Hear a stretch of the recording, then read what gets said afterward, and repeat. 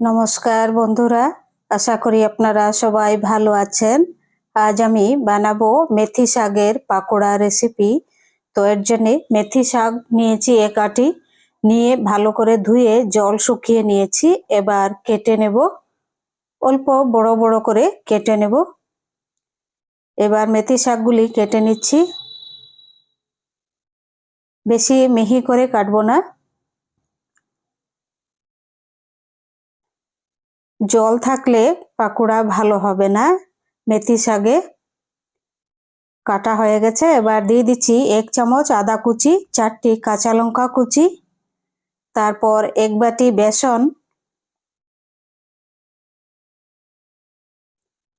তারপর দিয়ে দিচ্ছি 1 বাটি চালের গুঁড়ো, রাইস ফ্লোর।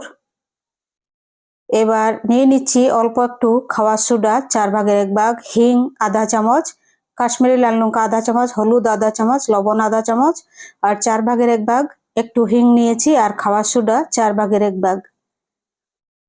হিং দিয়েছি কারণ গ্যাস হতে পারবে না, গ্যাস হবে না খেলে। আর আজওয়াইন দিয়েছি, এটিও গ্যাস হবে না খেলে, খুব ভালো হবে, সুন্দর একটি গন্ধ হবে। তো সবগুলো উপকরণ এরকম ভাবে আমি মিক্স করে নিয়েছি। এবার তৈরি হলে এটি ভেজে নিচ্ছি। দেখুন তৈরি হয়ে গেছে।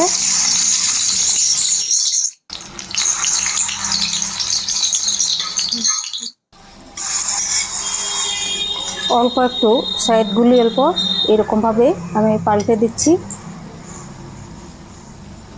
গ্যাসের ফ্লেমটা একদম লো করে রেখেছি। আগুনটা বাড়িয়ে দিলে ভিতরে কাঁচা থেকে যাবে, মুচমুচে হবে না। আরও 5 মিনিট এরকম ভাবে আমি এটি ভেজে নেব।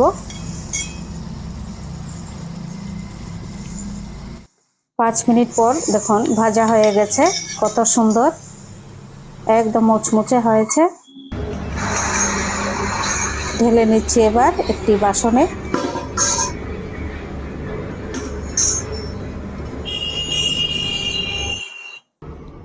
একটি ভেঙে দেখাচ্ছি,